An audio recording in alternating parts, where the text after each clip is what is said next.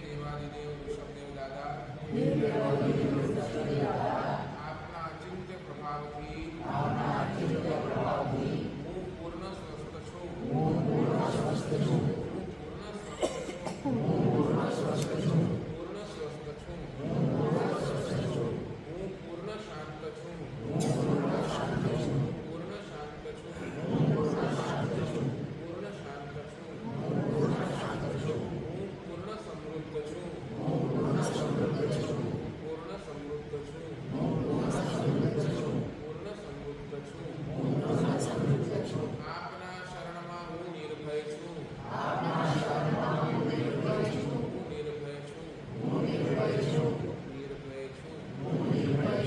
મારી ધર્મ ક્રિયાથી મને ત્રીજા ભવે મોક્ષ મળો. મને ત્રીજા ભવે મોક્ષ મળો.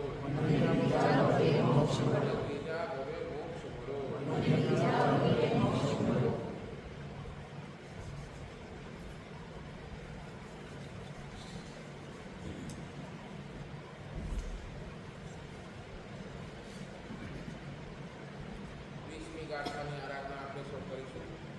જ્ઞાનમ યથા ત્વયિહાતિ ભૂતાવકાશં એવં તથા હરિહરાદિ સુનાયકેષુ તેજસ્સુનાં મનુષ્યાભિયતામહં નૈવં તુ કાચ સકલે કિરણાંગૈઃ. ઓમ શ્રીવરમ નમો ચારકારમ. ઓમ શ્રામ શ્રીમ શ્રૂમ શ્ર શત્રુભય નિવારણાય સહ સહ નમઃ સ્વાહા.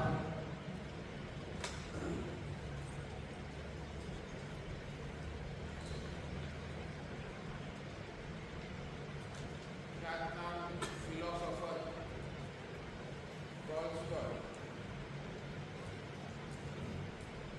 એક દિવસ આમ આટા મારી રહ્યો હતો અને આટા મારતા મારતા એને એક છે ને નાનકડી ઝૂંપડી દેખી અને નાનકડી ઝૂંપડી પાસે ગયો. ત્યાં એક છોકરો, નાનકો એક 12-13 વર્ષનો છોકરો એકલો હતો અને બહાર કાંઈ પોતાનું કામ કરી રહ્યો. ટોલ્સ્ટોયને જેવો એ આવતો જોયો એટલે આખો એક ખ્યાતનામ હતો એટલે ઓળખાઈ ગયો અને એને ટોલ્સ્ટોયને પોતાના ઘરની અંદર આવતા, ભલે નાનકડી ઝૂંપડી હતી, એ ઘરની અંદર આવતા એને બેસવા માટે સ્ટૂલ આપ્યું, બેસી અને એ રીતે એટલે બેસાડ્યા બાદ હવે છોકરો ગરીબ હતો એટલે કાંઈ વધારે પૂછી ન શકે, પણ છતાંય પાણીનું પૂછ્યું ટોલ્સ્ટોયના. અને શું ખબર, એ ફિલોસોફર હતો, એના મગજની અંદર એ વખતે શું ચાલતું હતું. અને એ ટોલ્સ્ટોયે નાનકડા વાળા છોકરાને પૂછ્યું કે ભાઈ દોસ્ત, આ ઘર ગરીબનું કે શ્રીમંત? શું પૂછ્યું? આ ઘર જે છે એ ગરીબનું છે કે શ્રીમંતનું છે? છોકરો શું કહે છે? નાનકડી ઝૂંપડી છે. નાનકડી ઝૂંપડી અને પછી ગરીબ હોય કે શ્રીમંત હોય? ગરીબ. છોકરાએ કીધું કે સાહેબ, અત્યાર સુધી તો ગરીબનું હતું પણ હવે શ્રીમંતનું થઈ ગયું છે. અત્યાર સુધી ઘર કોનું હતું? ગરીબ, પણ હવે શ્રીમંતનું થઈ ગયું. ટોલ્સ્ટોયને કાંઈ ખબર ન પડી. એને પૂછ્યું કે ભાઈ કેવી? બહુ હોશિયાર છે.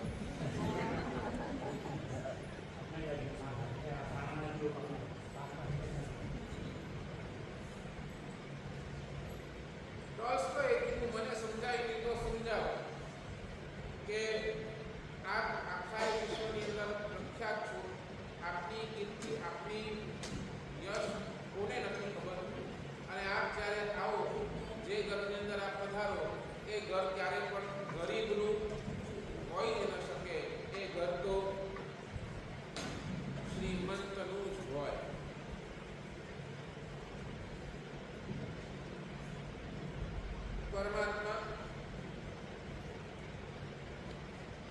વૃષભદેવ દાદા માનતું સુરેશ્વરજી મહારાજા સાહેબ પણ આ 20મી ગાથાની અંદર એ જ કહે છે, ભગવાન જેને તું મળી જાય એ ઘર ક્યારે પછી ગરીબનું રહે જ નહીં, એ ઘર હંમેશા કોનું હોય? શ્રીમંતનું હોય. ભગવાનને અલગ અલગ ઉપમાઓ આપવામાં આવી, બરાબર ને? સૂર્યની, ચંદ્રની, આ બધી જ ઉપમાઓ આપવામાં આવી, પણ ભગવાનને તો આગળ વધતા પણ કલ્પ વૃક્ષ એ પણ ઉપમા આપવામાં આવ્યું. ભગવાનને ચિંતામણી રત્ન કહેવામાં આવ્યું. અહીંયા શાસ્ત્રકાર ભગવંતોએ પણ હવે આ રત્નો સાથે ભગવાનની સરખામણી કરી છે. ભગવાન પાસે એક રત્ન બહુ શોભે છે અને એ રત્ન છે કેવલ જ્ઞાનનો રત્ન. કેવલ જ્ઞાન રૂપી રત્ન એ પરમાત્મા પાસે એકદમ શોભી રહ્યો છે. એ કેવલ જ્ઞાન રૂપી રત્ન પરમાત્માને કેવી રીતે મળ્યું? તો શાસ્ત્રકાર કહે છે વિતરાગતાનો ગુણ પ્રગટ્યો અને વિતરાગતા એમને કેવળ જ્ઞાન સુધી લઈ ગઈ. વાત આપણે કરી હતી વિતરાગતાની, બરાબર ને? વળી પાછી એ જ વાત હું કરતો નથી. વિતરાગતાનો અર્થ શું? એક લાઈનમાં કેવું હોય તો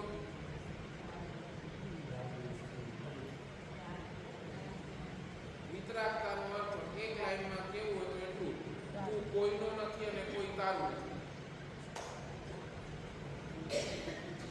One line definition of વિતરાગતા, તું કોઈનો નથી અને તારું પણ. ભગવાન એક બાજુ વિતરાગ છે અને વિતરાગતાની કક્ષાએ પહોંચ્યા પછી ભગવાન મિત દ્વેષી પણ છે. એટલે તારો કોઈ શત્રુ નથી અને તારા કોઈ વશમાં નથી. કોઈ તારો શત્રુ આ જગતની અંદર નથી, એટલે તું મિત દ્વેષી છે. એટલા જ માટે ભગવાન તારી પાસે આ બે ગુણ છે, વિતરાગતા અને મિત દ્વેષ, એના કારણે આ જગત જેવું છે ને તેવું તે કહ્યું છે. બરાબર? ભગવાન પાસે વિતરાગતા છે, ભગવાન પાસે કોઈના મોહ નથી, કોઈ પ્રત્યેનો મોહ નથી.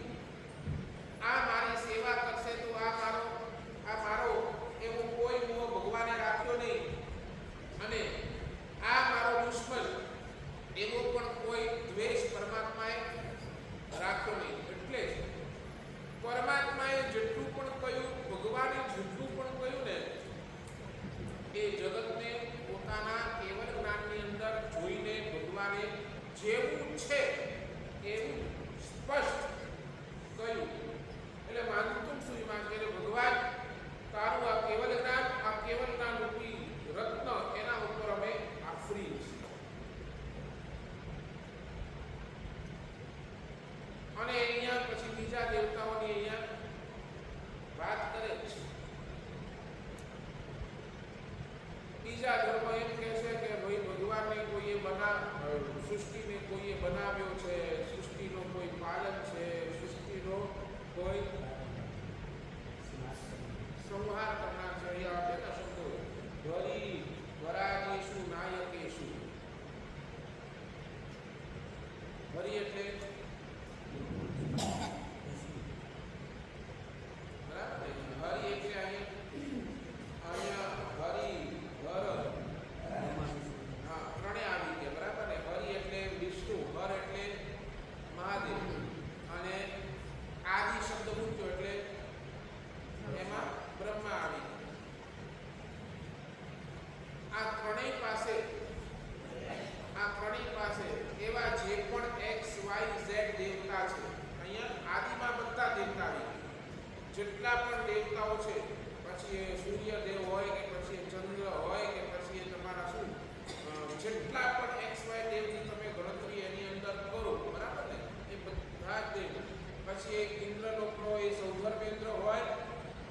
જેટલા પણ દેવ એ બધા એની અંદર આવી ગયા. અને ભગવાન એટલા જ માટે આ લોકો જે રીતે કહે છે કે કોઈએ જગતને બનાવ્યું છે, કોઈએ જગતનો પાલનહાર છે, કોઈનો, આ બધી જ વાત અહીંયા ડઠારી કરે છે. કારણ કે એ બધાની પાસે નંબર 1 જ્ઞાન અધૂરું છે. જ્ઞાન કેવું છે? તો બધાની પાસે જ્ઞાન તો અધૂરું છે. અને હંમેશા એમ કહેવત છે, અધૂરું જ્ઞાન હંમેશા વધારે છલકાય, બરાબર? અને એ અધૂરા જ્ઞાનનું કારણ પણ શું છે? તો એમની પાસે નથી વિતરાગતા, ત્યાં પણ એમની પાસે રાગ ભરેલો પડ્યો છે, અને ત્યાં પણ એમની પાસે દ્વેષ રહેલો છે. એટલે આ રાગ દ્વેષના કારણે જે સત્ય છે એ ક્યારે કહી નથી શકતા, સત્ય એમને સમજાતું નથી, સત્યની એમની પાસે જાણ નથી.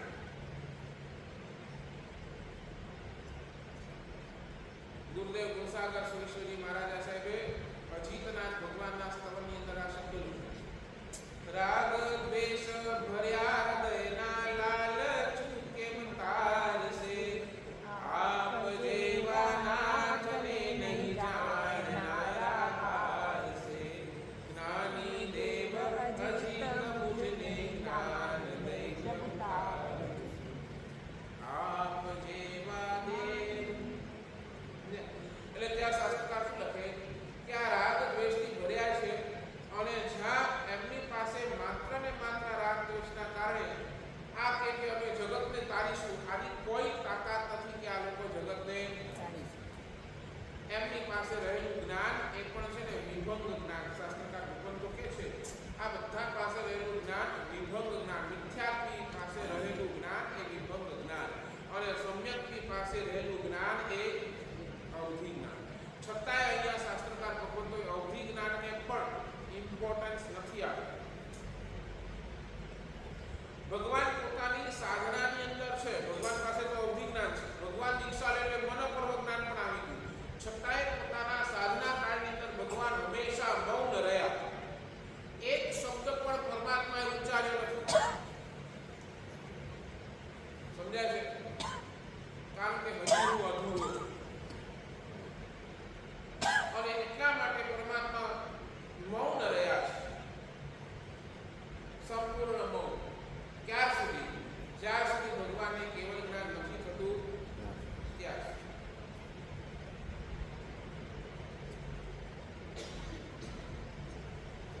ઋષભદેવ ભગવાન 1000 વર્ષ સુધી મૌન, પરમાત્મા મહાવીર સ્વામી 12.5 વર્ષ સુધી મૌન.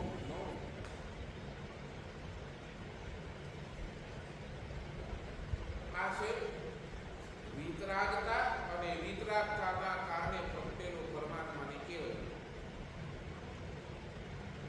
એટલે કેવળ જ્ઞાન રૂપી રાજા વિતરાગતા રૂપી સિંહાસન ઉપર શોભે. તમારી પાસે વિતરાગતા છે તો કેવળ જ્ઞાનની પ્રાપ્તિ છે. વિતરાગતા ક્યારે આવશે? જો તમારી પાસે વૈરાગ્યતા હશે તો. વૈરાગ્ય ક્યારે આવશે? જ્યારે તમે રાગને નાથીશો તો જ. એટલે પરમાત્માના એ કેવળ જ્ઞાનને અહીંયા કમ્પેરિઝન કરી છે. ભગવાન એક બાજુ છે ને ભગવાનનું કેવળ જ્ઞાન, અને બીજા દેવતા પાસે રહેલું જ્ઞાન, એ બેવનું કમ્પેરિઝન કર્યું છે. ભગવાન એક બાજુ છે જળ હળતો ચિંતામણી રત્ન, અને એક બાજુ છે ઓલા કાચના ટુકડા. ભલે ઓલી સૂર્યના કિરણો પડે ને તો એ શું થાય? ચમકે. હવે એની ચમક ક્યાં, અને ઓલી ચિંતામણી રત્નની ચમક, ભગવાન ક્યાં કમ્પેરિઝન આવે? ક્યાં? એટલે ભગવાન તમારી પાસે રહેલું જ્ઞાન કે ટોપ,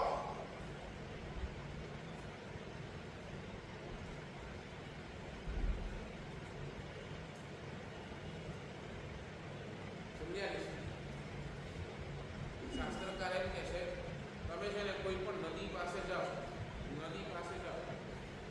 ત્યાં તમને તરસની કોઈ પ્રશ્ન જ રહેતો નથી, કારણ કે તમારી પાસે સામે પાણી છે. એટલે નદી પાસે ઉભા રહીને કોઈ માણસ તરસ્યો રહેતો. કંદો જો તમારો મિત્ર હોય તો એ માણસને ક્યારે ભૂખ સતાવતી. તમારા ખિસ્સાની અંદર જો પૈસા હોય ને પૈસા, તો ક્યારેક પણ કોઈ પણ ઠેકાણે તમને અસુવિધાનો સામનો કરવો પડતો નથી. ટ્રેનમાં ગયા છો, મુસાફરી છે, ટ્રેન કદાચ લેટ થઈ ગઈ, સમજ્યા છે?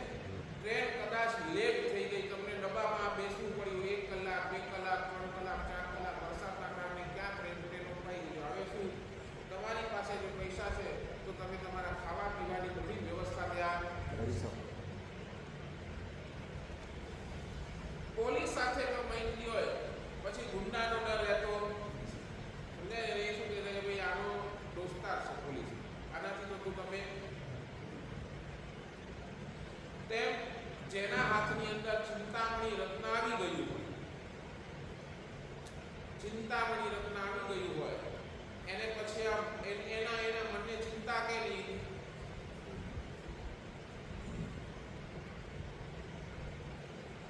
સમજાય છે? નદી પાસે જાઓ પાણી મળે, રસોઈયા પાસે જાઓ ભોજન મળે, પૈસો હોય ત્યાં અસુવિધા જાય, પોલીસ હોય તો ગુંડાનો ડર નહીં, તેમ ચિંતામણી રત્ન હોય તો કોઈ ચિંતા નહીં.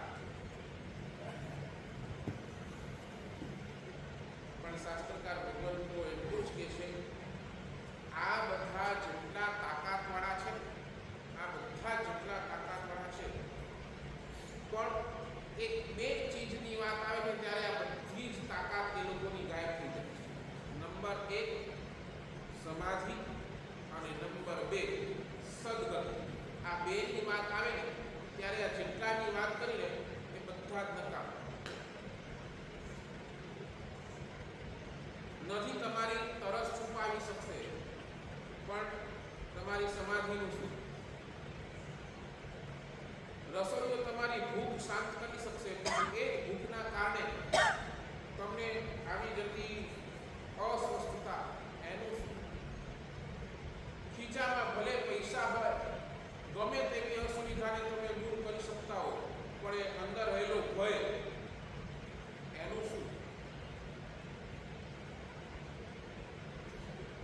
ચિંતામણી ભલે તમારી પાસે હોય, પણ ચિંતામણી ચોરાઈ ન જાય એનું શું? અથવા તો ચિંતામણી રત્ન હોય અને ચિંતામણી રત્નને યુઝ કેવી રીતે કરવું એ જ ખબર ન હોય તો પછી શું? શરીરની અંદર રોગ આવે ત્યારે સમાધિનું શું? અને મોત પછી સદગતિનું શું? આ બે પ્રશ્નનો જવાબ છે ને આ ચિંતામણી રત્ન પાસે પણ નથી. આ બે પ્રશ્નો, એક સમાધિ અને એક સદગતિ, આનો જવાબ ચિંતામણી રત્ન પાસે પણ આનો જવાબ એક પાસે મળે જે ચિંતામણી રત્ન કરતા પણ ચડિયાતું છે એવું એ મારા પરમાત્મા આદેશ્વર દાદા, એની પાસે આનો જવાબ છે. જેના હૃદયની અંદર પરમાત્મા બિરાજમાન થઈ ગયા, જેના હૃદયની અંદર રોમે રોમે પરમાત્મા બિરાજમાન થઈ ગયા, એના જીવનની અંદર સમાધિ નિશ્ચિત અને મોત પછી સદગતિ પણ નિશ્ચિત.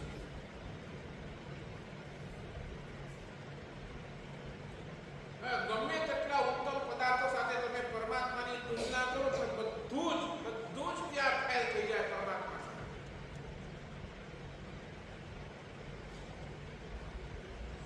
શું એક પરમાત્મા તમને શું આપી શકે? આ મારા દાદા તમને શું આપી શકે? દુઃખમાં સમાધિ. ગમે તેવા જીવનની અંદર દુઃખ આવ્યા પડે, દુઃખની અંદર તમે મસ્તીથી રહી શકો, એ સમાધિ પરમાત્મા સિવાય બીજે ક્યાંય તમને નહીં. દોષો, એ દોષોની સામે તમે લડી શકો એવી તાકાત એ પરમાત્મા. બોલો, ક્રોધ નથી કરવો, ક્રોધ ગમતો નથી, ક્રોધને દૂર કરવું છે, તો એ તાકાત ક્યાંથી મળશે? એ મારા પરમાત્મા પાસે.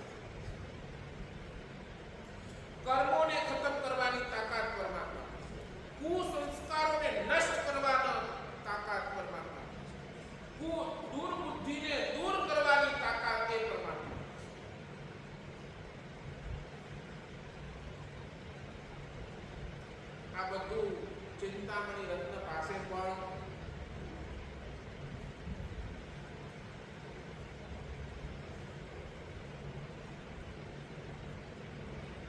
ચિંતામણી રત્ન શું કરે તો તમારી ચિંતા દૂર કરે. એટલે શું? તમે મનની અંદર જે પણ ચિંતવેલું હોય ને, તમે મનની અંદર જે પણ ચિંતવેલું હોય એ તમને આપે. પણ પરમાત્મા શું કરે?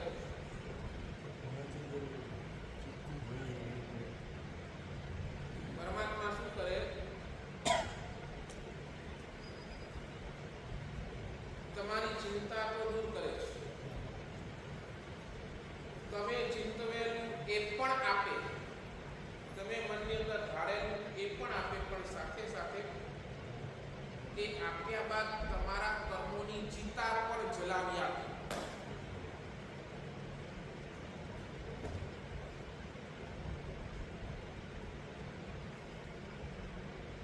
સાચું બોલું, તમને શું ગમે? ચિંતામણી રત્નના માલિક બનવું ગમે કે પરમાત્માના સેવક બનવું ગમે?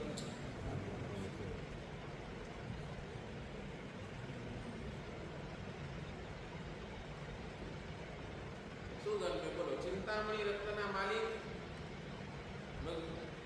કે પછી ભગવાનના સેવક? ભગવાનના સેવક.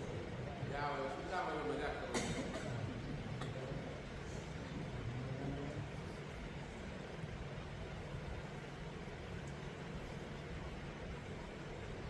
ચિંતામણી રત્ન તમારી પુણ્ય હોય ને તો તમને મળે, પણ પરમાત્મા તો તમારી પાત્રતા હોય ને તો જ તમને મળે.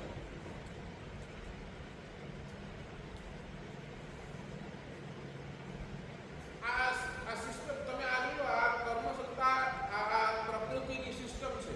તમને છે ને ભૌતિક જગતની અંદર કોઈ પણ સુખ જોઈતું હોય ને તો તમને એના માલિક બનવું પડે. નહીં સમજ્યા? સમજ્યા કે નહીં સમજ્યા? ભૌતિક જગતની અંદર કોઈ પણ સુખ તમને જોઈતું હોય એના તમને માલિક થવું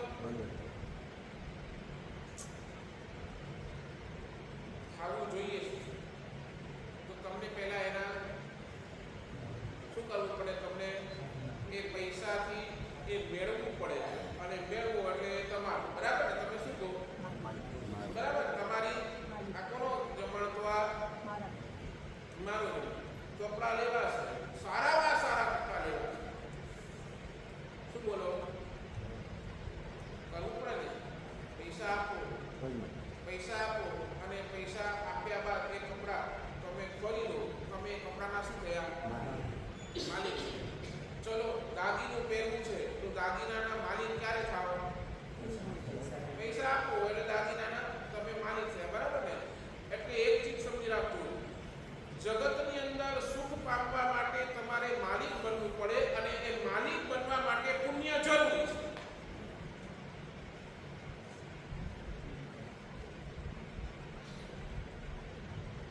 અને અધ્યાત્મ જગતની અંદર તમને કોઈ પણ સુખ જોઈતું હોય તો પરમાત્માના સેવક બનવું જ પડે. એના સિવાય તમારી પાસે આવું છે.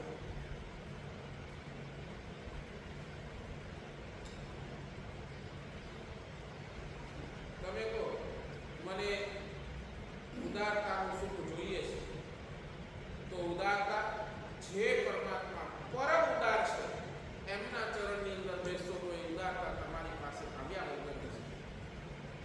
તમે કહો મારા જીવનની અંદર સાહેબ સરળતા જોઈએ છે, તો એ સરળતા નામનો ગુણ ક્યાં મળશે? તો પરમાત્માના પાસે જશો મળશે. ત્યાં તમારો પુણ્ય કામ નહીં આવે, ત્યાં તો માત્ર તમારી પાત્રતા કામ આવશે. ભગવાનના ચરણે જઈને બેઠા, ભગવાનનું શરણું સ્વીકાર કર્યું, અને તમે સરળતાને પ્રાપ્ત કર્યા વગર ગુણ મેળવવા છે તો પરમાત્માના સેવક બન્યા વગર કોઈ આવું નથી, કોઈ આવું.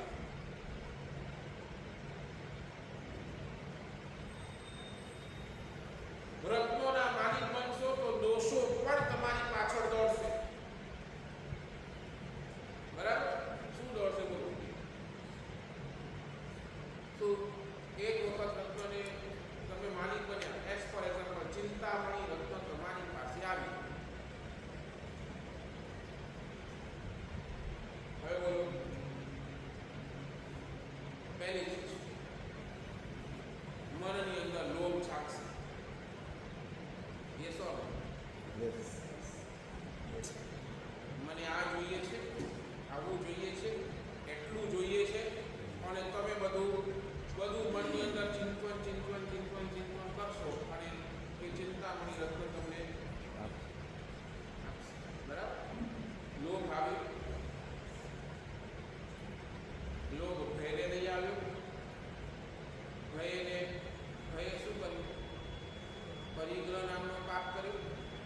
ભાઈ એને રાખો, આ બધાને સંતાડો, આ બધાને તિજોરીની અંદર રાખો, બરાબર.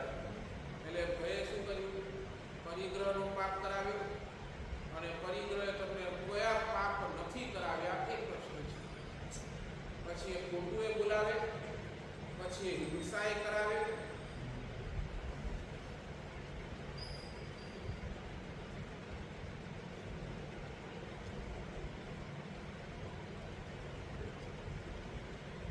એકવાર ચિંતામણી રત્ન આવી તો એની પાછળ બધા જ દોષો તમારી પાસે આવશે.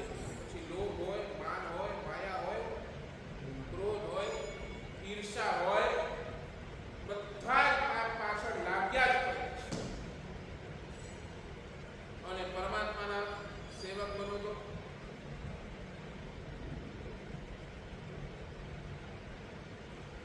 એક પણ દોષ તમારી પાસે રહેશે નહીં. દોષો ઉપર પૂર્ણ વિરામ મુકાઈ જશે.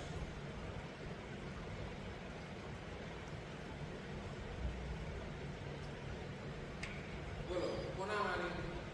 ચિંતામણી રત્નના માલિક કે પરમાત્માના સેવક? ચોઈસ.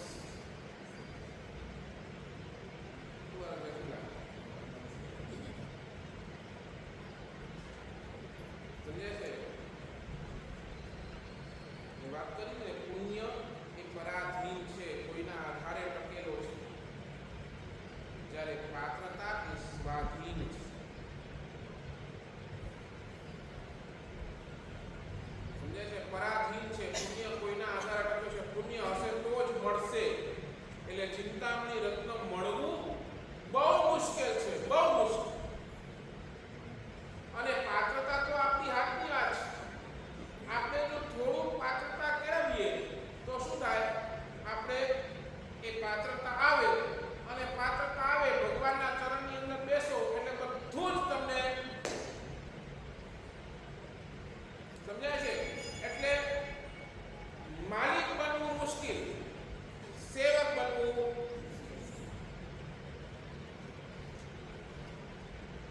એટલે અહીંયા માનતુમ સુરી કહે છે, ભગવાન ચિંતામણી રત્ન પ્રાપ્ત થવો એ સૌભાગ્ય નહીં, પણ ભગવાન તું મને મળી ગયો ને એ મારો પરમ સૌભાગ્ય.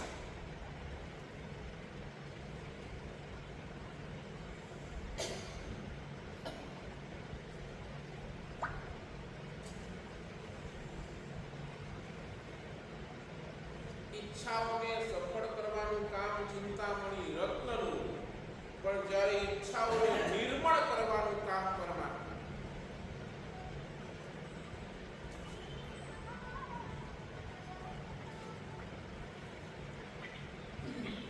મને ઘણા કે સાહેબ કે આ છે પ્રશ્ન આવે સારું છે સાહેબ, ભગવાને દીક્ષા તો લઈ લીધી, પણ સાહેબ ભગવાને શરીરનો રાખતો હતો જ નહીં. ભગવાને સ્વજન સ્નેહી બધા છોડ્યા, પણ શરીર તો હતો તે.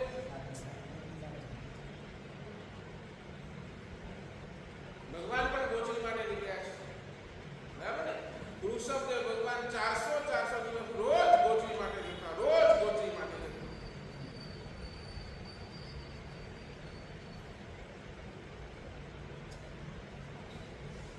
નહીં સમજ્યા?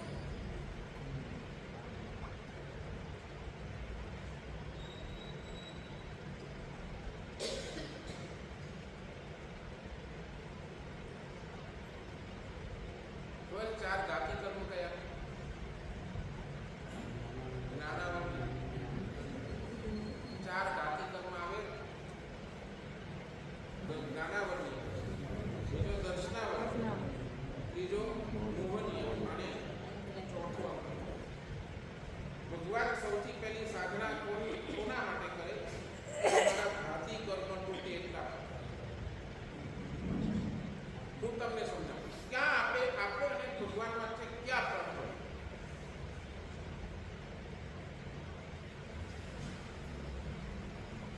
ઘણા મને કે સાહેબ આપણે નિર્લેપ કેમ રહી શકીએ? નિર્લેપ સમજો ને, આપણે કેમ આ બધું છોડી શકીએ? મોહનીય કર્મ તો જાય જ નહીં. અને મોહનીય કર્મ ન જાય તો આપણે કેવી રીતે ટકી શકીએ? તમે કેટલી વાર છે ને અજ્ઞાન એટલું બધું મજબૂત હોય છે ને કે એ જ્ઞાનને પણ પચાવી છે. ભગવાને દીક્ષા લીધી, સગા સંબંધી પરિવાર છોડી શરીર તોડતો, શરીરનો મોટો હતો ને તો શાસ્ત્રકાર તે નામ આપે છે. એઝ ફોર એક્ઝામ્પલ, સીધી થોડો ડીપમાં જશો ને તમને સમજાઈ જશે. તમે પાણીની ઈચ્છાથી પાણી પીવાનું અને તમે પાણીનું ગ્લાસ લીધું. હવે પાણીનું ગ્લાસ લીધું એટલે તમને જરા મોઢે લગાડ્યું તો તમને પાણી છે ને જરા ખારાશ વાળું લાગ્યું. તમે પાણી નીચે રાખો, થોડુંક આગળ ચાલે, પાણી પીવું છે, પાણીની તરસ છે, થોડુંક આગળ ચાલે અને પાણી જોયું, થોડુંક લીધું અને આમ લગાડ્યું તો પાણી નીકળ્યું. પણ સારું છે ને આમ બહાર પડે પેલા તપેલાની અંદર પડે બહુ ગરમ થઈ ગયું. પાણી પીધું પણ મીઠું હતું પણ થોડુંક ગરમ. તો મેં હજી થોડુંક આગળ ચાલ્યું અને તમે પાણી જોયું. પાણી એક સરસ મજાના મટકાની અંદર રાખેલું છે, વ્યવસ્થિત રાખેલું છે અને ગયા. પાણી પીધું. તમને પાણી પીધું એટલે મીઠું પણ લાગ્યું, પાણી પીધું એટલે ઠંડક. બરાબર? સમજ્યા? તમને આ ત્રણમાંથી કયું પાણી ગયું?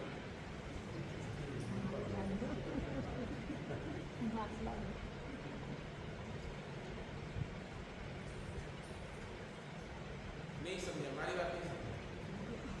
કયું પાણી ગયું? કેમ ગયું? ઠંડુ પાણી એમ નહીં. હું તમને શું કહું, તમને તરસ લાગે છે, તરસ તો તમે કોઈ પણ પાણી પીવું તો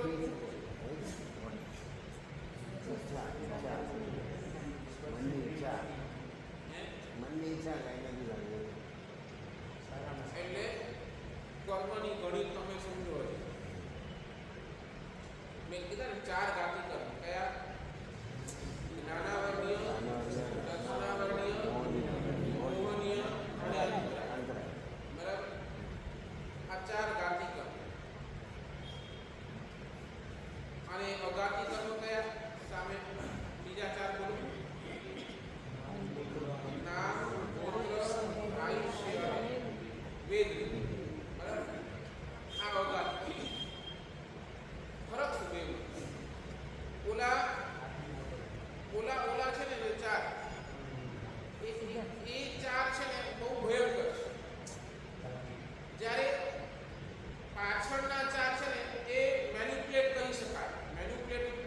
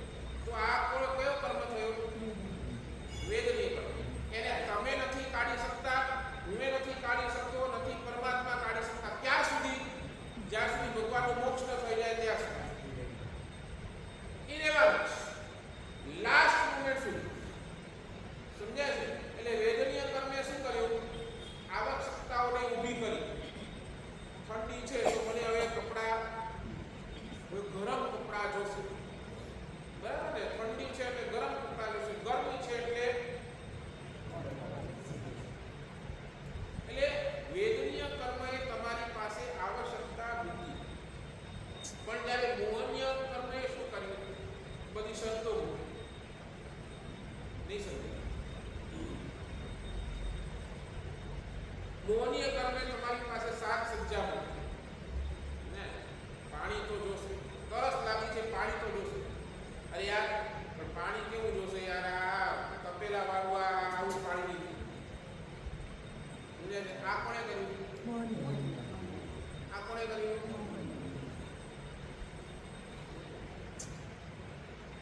ભાઈ આવું નહીં ચાલે. આ તો જોશે, ઠંડુ જોશે, પાછો મટલાનું જોશે, પાછો મીઠું જોશે. તો આ કોણે ઊભી કરી? મોહની. બરાબર. તમને ભૂખ લાગે, સમજાય? ભૂખ લાગે બોલો, પછી જે મળે એ ખાઈ લો.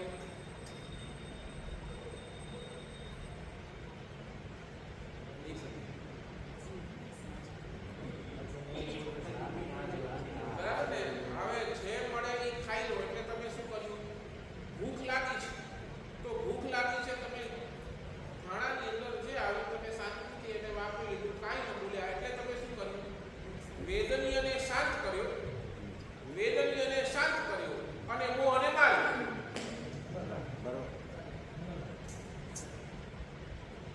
એમાં રાઈટ?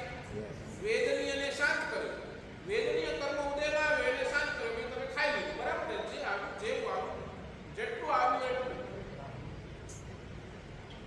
અને સામે બીજી બાજુ શું કર્યું? મનની અંદર તો થાય કે યાર રોજ ઈ જ રોટલી દાળ ભાત શાક, રોજ ઈ જ રોટલી દાળ ભાત શાક, રોજ ઈ જ રોટલી દાળ ભાત શાક. મન હજાર વાર કહેશે, મન કે અંદર આજ કાંઈક તો ચેન્જ જોઈએ, પણ નહીં. તમે મનને મારીને જે આવ્યું, જેવું આવ્યું, જેટલું આવ્યું એટલું. એટલે તમે શું કર્યું?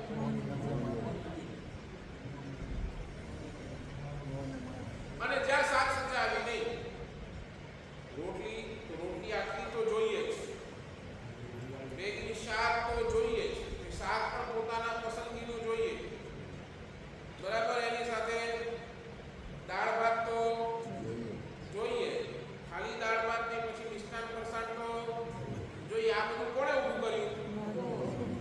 મોહે ઊભું કર્યું. સમજ્યા છે? પરમાત્માએ વેદનીય કર્મના ઉદયથી ગોચરી માટે ગયા. ભગવાન એક સમજાય છે ને, શરીર છે, શરીરને ભૂખ લાગવાની છે, શરીર માંગવાનું છે, એટલે મારે શું છે? જવું પડશે. એટલે ગોચરી માટે પછી ભગવાને આને જોયું અને શું મળે છે એમને અરજના બાપુકામાં પણ એમને ચંદનબાળાએ શું કરાવ્યું? બોલો બોલો. 5 માસ ને 25 દિવસનું પારણું પરમાત્માનું શેનાથી થયું? ભગવાન એવું નહીં છે કે આ આટલા ઉપવાસનું પારણું મારું ખીરથી જ થાય. એટલે શું કર્યું? ભગવાને પોતાના સાધના જીવનની અંદર હંમેશા પ્રહાર કર્યો કોના ઉપર? તો મોહ. 24 કલાક એમની જે સાધના ચાલી ને, જે સાધના, એ સાધના શેની હતી? તો મોહની અને તોડ.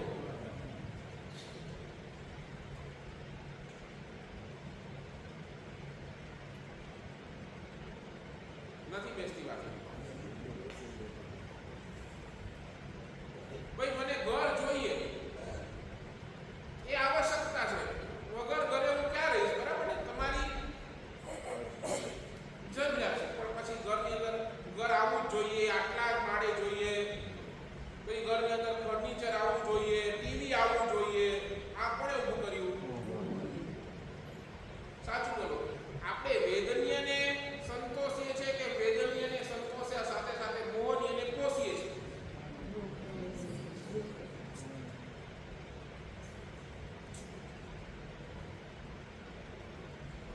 શું બોલો? કપડા, શરીર ઢાંકવા માટે કપડા જોઈએ, કપડો આ કલરનો જોઈએ, આ જ કપડો જોઈએ, આવો જોઈએ, આવો. આ શું છે? એટલે ભગવાને જો અમારી કેટલી બધી ચિંતા કરી, કપડા તો એક જ. એટલે શું કર્યું? કોને મળ્યું? આવશ્યકતાને ઊભી રાખી. સમજાય છે ને? આવશ્યકતાને ઊભી રાખી, પણ મોહને મારી. તારે ગોચવી જોઈએ, ગોચવી જા.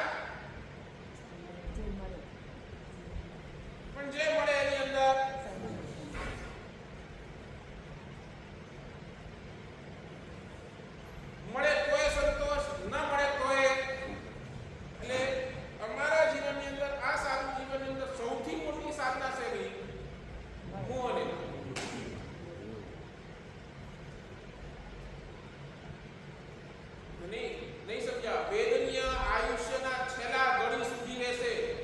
પછી એ હું કે પરમાત્મા કે પછી તમે હો કે કોઈ પણ જીવ હોય, વેદનીય આયુષ્યના છેલ્લા ઘડી સુધી, અને એ પણ તમારું મોક્ષ નહીં થાય ત્યાં સુધી તો બધા જ કર્મ રહેશે.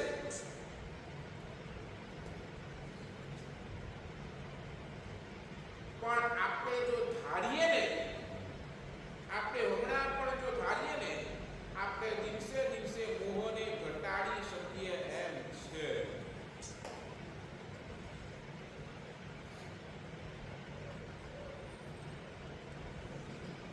બોલો, શ્વાસ લેવી આવશ્યક, રાઈટ?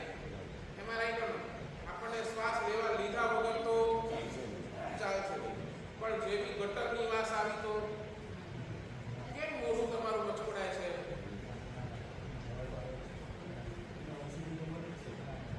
સમજાય છે કેમ તમારું મોઢું મચકડાય છે ત્યારે? અને ક્યાં અત્તરની વાસ આવે તો તમારું આ મન પ્રસન્ન થઈ જાય છે.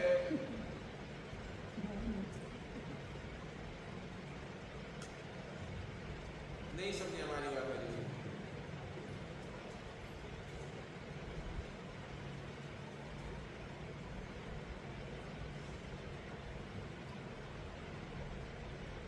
આ બધું મોહનીય છે. આ બધા મોહનીયના નાટકો છે. પરમાત્મા એટલું કે છે, આ મોહનીયને તોડ. આ સંસારમાં બેઠા તમે કરીશું. હું એમ નથી કહેતો તમે દીક્ષા લઈ, પણ તમારા સંસારની અંદર બેઠા બેઠા પણ આ થઈ શકે છે. કોઈ પણ, પછી પહેરવાના હોય, ખાવાના હોય, ફરવાના હોય, ફરવાના હોય, બરાબર? તમે કોઈ મનની અંદર હવે ઘણા ટાઈમથી બહાર નથી ગયા, બરાબર? બરાબર ને? એવું મનનો અંદર ભાવ આવે, ઘણા ટાઈમ થઈ ગયો કે આ ફરવા નથી ગયા, ક્યાં નહીં ગયા. સાચું બોલો. હવે ફરવું તમારા માટે આવશ્યક છે. ફરવું તમારા માટે આવશ્યક છે, બરાબર? પણ હવે એની અંદર મોહ ઊભો થાય. ફરવા તો અહીંયા જવું પડે. ક્યાં જવું પડે? હા, સ્વિટ્ઝરલેન્ડ જાઓ, કાશ્મીર જાઓ, કે સિંગાપોર જાઓ, કે ત્યાં આ કોણે ઊભું કરેલું? મોહન. તમારું જો મોહનીય ક્યારે એમ નહીં કે પાલિતાણા આવો.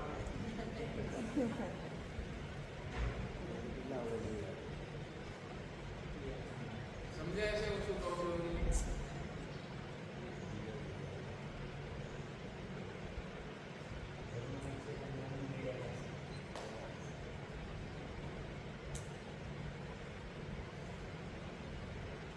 બોલો, કેટલા ઠેકાણે તમે કાપ મૂકશો? કેટલા ઠેકાણે મોંથી બચશો? આખા દિવસની અંદર તમારી પાસે હજારો ઓપ્શન્સ છે, હજારો ઓપ્શન્સ. મોહને પણ સાચું બોલો, આપણે મોહને તોડીએ છીએ કે મોહને પોષીએ જ છે? તો ભગવાન કહે છે, જે જીવ મોહનીયને વારંવાર વારંવાર કરે છે એ 100% મિથ્યાત્મી છે.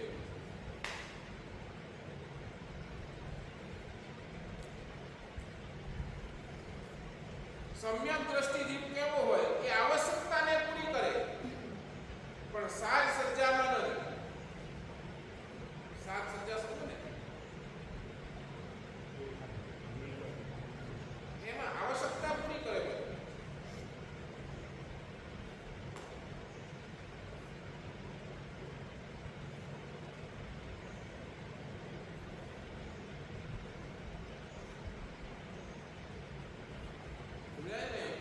જેટલું પણ ભોગ છે, ભોગ એ બધું જ મોહનીય કર્મ છે. આવશ્યકતા અને ભોગ વચ્ચેનો ડિફરન્સ સમજી લો. આવશ્યકતા જરૂરી છે, રોટલી દાળ ભાત જરૂરી છે, આવશ્યકતા છે, પણ મિષ્ટાન ફરસાણ ભોગ છે.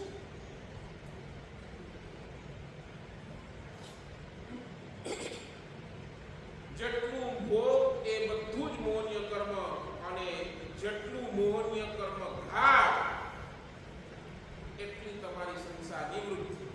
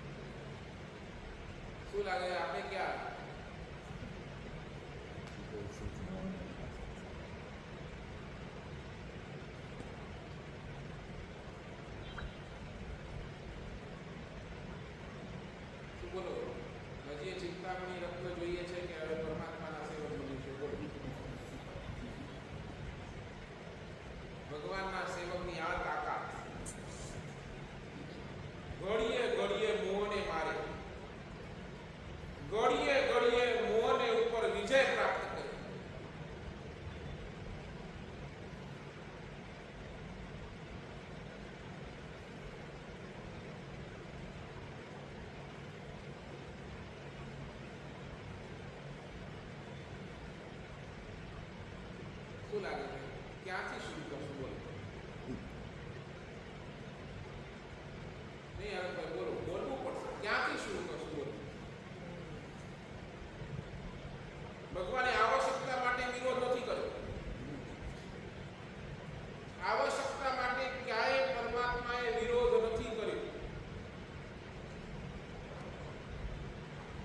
પણ જ્યારે એ આવશ્યકતા ભોગ બને છે ને તો ભગવાને એનો વિરોધ કર્યો. 100%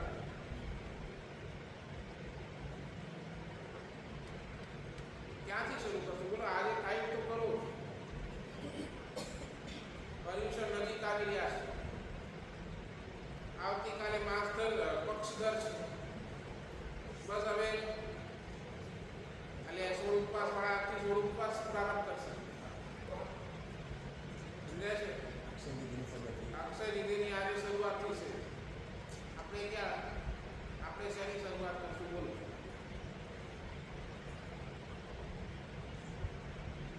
નહીં આજના દિવસેથી કાંઈક તો ભગવાને મારો કાંઈક આપવું બોલો. હવે ગુરુ દક્ષિણા જોઈએ છે.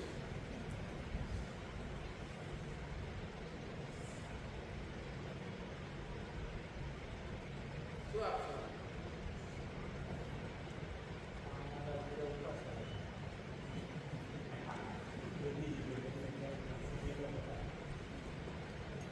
શું આપશો?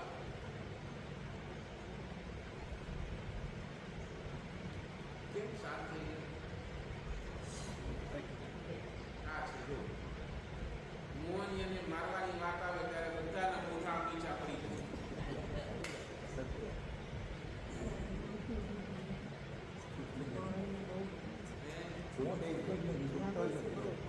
કેમ નથી છૂટતો? મને પ્રશ્ન જવાબ આપણે કેમ નથી છૂટતો? તમે છોડતા નથી કે છૂટતું નથી બોલો? તમે છોડતા નથી એટલે છૂટતું નથી એમ નહીં બોલો. તમે છોડતા.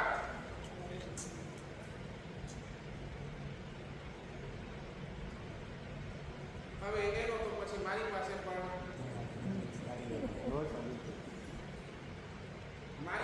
ભગવાન પણ આવ્યા જેને છોડવું જ નથી. ભગવાન બિચારા બ્રહ્મણને તારી ન શકે. સમજાય છે? એ જ રાજગુરી નગર જ્યાં ભગવાને 14 ચોમાસા કર્યા, જ્યાંથી કેટલાય આત્માઓને ભગવાને મોક્ષની અંદર પહોંચાડ્યા. શ્રેણી જેવાને તીર્થંકર પદ અપાવ્યું. બરાબર ને? શ્રેણી જેવાને તીર્થંકર પદ, કેટલાયને મોક્ષ, કેટલાયને સમ્યક્ત્વનું દાન. એ શાલીભદ્ર જેવા શાલીભદ્રને કેટલા ભાવ વિસ્તાર કરી નાખ્યો. આ મમન રહી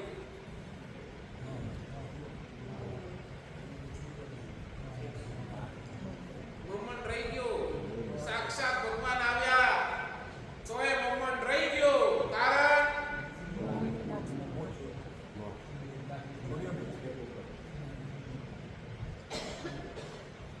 બોલો આપણે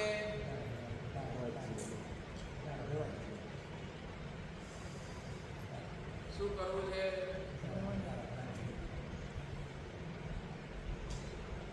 નક્કી તમારે કરવું. મારે આવશ્યકતા અને મોહ એની હંમેશા મનની વચ્ચે આ દ્વંદ રહેશે. ત્યારે ભગવાન કહે છે આવશ્યકતા ભલે પૂરી કરજો પણ મોહની ઉપર તો હંમેશા ખરાબ જ માનવું. 20મી ગાથા શાસ્ત્રકાર ભગવાન એમ કહે છે અમારા સંપત્તિની વૃદ્ધિ, સૌભાગ્યની વૃદ્ધિ, વિજય આ ગાથાથી મળે છે. કોઈ પણ જાતનો વિજય, કોર્ટ કેસ વગેરે કોઈ પણ હોય તો એની અંદર પણ વિજય પ્રાપ્તિ માટે આ 20મી ગાથા છે. તમારા સૌભાગ્યની વૃદ્ધિ માટે પણ આ 20મી ગાથા છે. તમારું સૌભાગ્ય આજે સૂતેલો હોય તો એને જાગૃત કરવા માટે આ 20મી ગાથા છે. આગળ વધીને કહે છે જેને સંતાન પ્રાપ્તિની ઈચ્છા છે એના માટે પણ આ 20મી ગાથા છે. એ 20મી ગાથાનો પાઠ, 20મી ગાથાના રૂઢિમંત્રો, એનો જાપ, સ્વાધ્યાય વગેરે કરવાથી તમને મળી શકે છે. બરાબર? દિનાંકના દિવસ બોલાયું હોય આથી